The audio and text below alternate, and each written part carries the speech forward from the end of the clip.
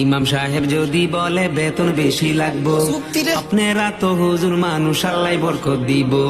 আবি একটা যদি বলে বেতন বাড়ান লাগবো, বিয়া শাদি করো নাই ভাই কৌকে ঠাই খাইবো।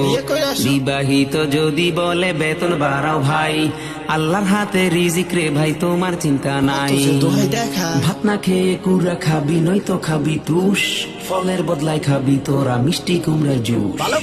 পেঁয়াজ দিয়ে খাস্তে ছালাদ, পেঁপে দিয়ে চালা, মাংস খাওয়ার ইচ্ছে হলে মুখে মারিস তালা, মুখে মারিস তালা। তেলের দামটা বাইরা যাওয়ায় বাইরা গেল ভাড়া, 10 টাকার কম কোনো গাড়ি হয় না রে ভাই খারা। বিদ্যুতেরই দাম গিয়া ভাই উঠছে রে মাথায়, টাকার ভয়ে ফ্যান গুড়াই না পইরা যাই রে গাতায়।